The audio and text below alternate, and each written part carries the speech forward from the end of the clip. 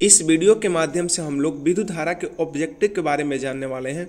कृपया वीडियो अच्छी लगे तो लाइक और सब्सक्राइब जरूर कीजिएगा। बिना विलंब किए हम लोग वीडियो को शुरू करते हैं। तो मेरा पहला नंबर प्रश्न है, निम्न में से कौन अर्धचालक नहीं है? तो सिलिकॉन और जर्मेनियम अर्धचालक है। यहाँ पे ऑप्शन नंबर जो सी है पारा, ये अर्धचालक नहीं है। नेक्स्ट प्रश्न है कि वोल्ट प्रति एम्पियर प्रदर्शित करता है, यानी कि वोल्ट प्रति एम्पियर क्या प्रदर्शित करता है? यानी कि वोल्ट का हो जाएगा V, एम्पियर का हो जाएगा I, और V बराबर क्या होता है? IR होता है। अरे I बराबर क्या होता है? V में R होता है। यानी कि ये R ये क्या हो जाएगा? कटेगा तो ऊपर चला जाएगा, V से भी कट जाएगा, बचेगा क्या मेरे पास? R, यानी कि ओम, यानी कि ओम। ये ऑप्शन नंबर सी क्या है? सही आंसर, यानी ओम कहेंगे हम लोग। नेक्स्ट प्रश्न है, कह रहा है कि विद्युत प्रतिरोध का मात्रक क्या है? तो विद्युत प्रतिरोध का मात्रक हम लोग कहेंगे विद्युत प्रतिरोध को आर के द्वारा सूचित किया जाता है, यानी कि ऑप्शन सी है, जिसका एसआई मात्रक ओम होता है। प्रतिरोध का एसआई मात्रक क्या होता है? ओम होता है। सी सही है। नेक्स्ट प्रश्न है कि विद्युत धारा का मात्रक होता है, तो विद्युत धारा का मात्रक होता है एम्पियर, यानी यहाँ पे डी ऑप्शन क्या है? सही है। और वाट जो है, वाट शक्ति का है, वोल्ट जो विभवांतर का है या विभव का कह सकते हैं, ओम जो है प्रतिरोध का है, और एम्पियर क्या है? विद्युत धारा का ऐसा मात्रक है। अगला बढ़ते हैं, कह रहा है कि 1 ओम और 2 ओम के 1 ओम 2 यानी 1, 2 और 3 ओम के 3 प्रतिरोधकों को श्रेणी क्रम में जोड़ने पर समतुल्य प्रतिरोधक होगा। यानी कि श्रेणी क्रम में होता है, समतुल्य प्रतिरोध बराबर होता है R1 plus R2 plus R3 plus R4 dot dot dot Rn होता है। ठीक, तो यहाँ पे 1 ओम 2 ओम और 3 ओम का है, तो इसलिए कहेंगे 1 ओम प्लस 2 ओम प्लस फिर 3 ओम हो जाएगा, तो 3 2 5 1 6 ओम, यानी ऑप्शन नंबर डी क्या है? सही आंसर है। अगला प्रश्न है, विभवांतर का एसआई मात्रक क्या होता है? कह रहा है, तो विभवांतर का अभी बताएं हम, क्योंकि विभवांतर का एसआई मात्रक होता है वोल्ट होता है, यानी कि ऑप्शन यहाँ पे डी सही आंसर है। अगला प्रश्न है, कह रहे विभव का एसआई मात्रक क्या होता है? तो विभव का एसआई मात्रक कहेंगे वोल्ट होता है। क्या होता है?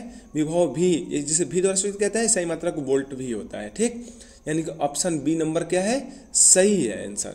अगला प्रश्न है, कह रहे कि 100 वाट और 220 वोल्ट के विद्युत बल्ब के तंतु का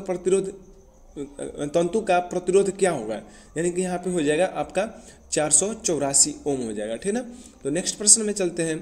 नेक्स्ट प्रश्न है, टंगस्टन निम्नलिखित में से किस ताप पर पिघलता है? तो टंगस्टन कहेंगे, टंगस्टन जो है एक 3500 डिग्री सेल्सियस ताप पर पिघलता है, यानी कि ऑप्शन सी क्या है? सही आंसर है। अगला प्रश्न है, नेक्स्ट प्रश्न है, विद्युत शक्ति का मात्रक क्या है? तो कहेंगे विद्युत शक्ति का मात्रक है वाट। अभी कुछ समय पहले बताए हैं आप लोगों को। तो नेक्स्ट यानी कि यहाँ पे डी सही हो गया। अगला प्रश्न है कि प्रतिरोध का एसआई मात्रक क्या होता है? तो प्रतिरोध का एसआई मात्रक ओम होता है, अभी कुछ ही समय पहले बताया, यानी कि डी ऑप्शन क्या हो गया? आपका सही आंसर हो गया। अगला प्रश्न है कि 12 वोल्ट विभवांतर के 2 बिंदुओं के बीच 2 कूलम आवेश को ले जाने में कार्य किया जाता है। तो कहेंगे 2 कूलम आवेश को ले जाने में किया गया कार्य जो होता है यहाँ पे 24 जूल हो जाएगा। कितना हो जाएगा? 24 जूल हो जाएगा, यानी कि ऑप्शन बी मेरा क्या है? सही आंसर है। नेक्स्ट प्रश्न है कि सेल के विद्युत वाहक बल का मात्रक, यानी सेल के विद्युत वाहक बल का मात्रक क्या होता है? तो कहेंगे सेल के विद्युत वाहक बल का मात्रक हो जाएगा यहाँ पे कहेंगे वोल्ट होता है। क्या होता है? वोल्ट होता है। अगला प्रश्न कह रहा है कि 1 एम्पियर स्केल पर 0 तथा 2 एम्पियर के बीच 20 विभाग है, इसका अल्पतमांक कितना होगा? तो यानी कि कहेंगे यहाँ पर हो जाएगा 0.01, यानी कि ऑप्शन ए 0.01 एम्पियर हो जाएगा। अगला प्रश्न है, आवेश का एसआई मात्रक क्या होता है? तो आवेश का एसआई मात्रक होता है कूलम्ब। कूलम्ब को सी द्वारा सूचित कहता है, आवेश को क्यू द्वारा सूचित कहता है, यानी कूलम्ब यहाँ पे ऑप्शन नंबर डी मेरा सही आंसर हो जाएगा। अगला प्रश्न है कि जब किसी चालक तार से विद्युत धारा प्रवाहित होती है तो गतिशील कण क्या होते हैं। तो याद रखिएगा, जब किसी चालक तार में विद्युत धारा प्रवाहित किया जाता है तो उसमें उपस्थित मुक्त इलेक्ट्रॉन जो होते हैं गतिशील हो जाते हैं, जिसके फलस्वरूप विद्युत धारा का प्रवाह होने लगता है। तो वही कहा जाता है किसी चालक से इलेक्ट्रॉन के प्रवाह को दर को क्या कहते हैं, विद्युत धारा कहते हैं। यानी कि गतिशील के कण होगा, यानी कि इलेक्ट्रॉन होंगे, यानी कि ऑप्शन डी नंबर यहाँ पे क्या हो जाएगा, सही हो जाएगा। नेक्स्ट प्रश्न है, निम्नलिखित में से कौन विद्युत का सुचालक है। निम्नलिखित में से कौन विद्युत का सुचालक है। सल्फर नहीं सुचालक है, प्लास्टिक भी सुचालक नहीं है, आयोडीन भी नहीं है, लेकिन यहाँ पे ग्रेफाइट होगा। ग्रेफाइट एक ऐसा मतलब अपवाद में एक अधातु है तो होते हुए भी ग्रेफाइट विद्युत का चालन करता है, जैसे बैटरी में लगा होता है, पेंसिल में भी लगा होता है ग्रेफाइट। अगला प्रश्न है, कह रहा है कि विभवांतर का मात्रक होता है। तो विभवांतर का मात्रक कहेंगे वोल्ट होता है। क्या होता है, वोल्ट होता है, यानी कि ऑप्शन सी का है यहाँ पे सही है। अगला प्रश्न है कि विद्युत बल्ब का तंतु किस धातु का बना होता है। तो कहेंगे विद्युत बल्ब का जो तंतु है टंगस्टन धातु का, यानी कि ऑप्शन बी नंबर क्या है, सही है। अगला प्रश्न है, कह रहे 10 ओम एवं 20 ओम के दो प्रतिरोधकों को श्रेणी क्रम में जोड़ने पर समतुल्य प्रतिरोध क्या होगा। तो श्रेणी क्रम में समतुल्य प्रतिरोध R1 plus R2 plus R3 plus dot dot dot होता है, यानी कि दो को यहाँ पे दोनों को जोड़ देंगे, यानी कि 30 ओम का प्रतिरोध होगा, यानी कि ऑप्शन सी जो है क्या है, सही आंसर है। अगला प्रश्न है, किसी बल्ब से 220 वोल्ट पर 2 एम्पियर की धारा प्रवाहित होती है तो फिलामेंट का प्रतिरोध क्या होगा। तो R बराबर होता है V बाई में I होता है, यानी कि कहेंगे R बराबर V बाई में I होता है। तो यानी कि V हो गया 220 वोल्ट और 2 से भाग देंगे I के मान से, तो यानी कि 110 प्राप्त हो जाएगा, यानी कि 110 ओम, यानी कि ऑप्शन डी क्या है, सही आंसर है।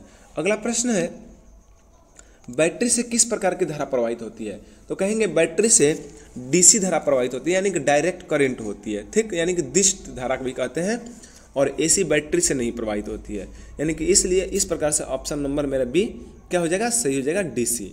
ठीक है। अगला प्रश्न है, अगला प्रश्न कह रहे हैं कि वोल्ट मीटर को विद्युत परिपथ में कैसे जोड़ा जाता है। तो कहेंगे वोल्ट मीटर को विद्युत परिपथ में समानांतर क्रम में जोड़ा जाता है। इस प्रकार से बी ऑप्शन क्या हुआ, सही हुआ। और अब आपसे पूछ देगा कि आमीटर को किस क्रम में जोड़ा जाता है। तो आमीटर को श्रेणी क्रम में, वोल्ट मीटर को समानांतर क्रम में।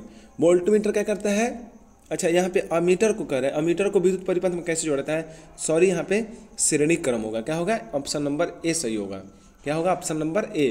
तो जो अमीटर है विद्युत धारा को मापने का कार्य करता है और वोल्ट मीटर विद्युत परिपथ में विभवांतर मापने का कार्य करता है।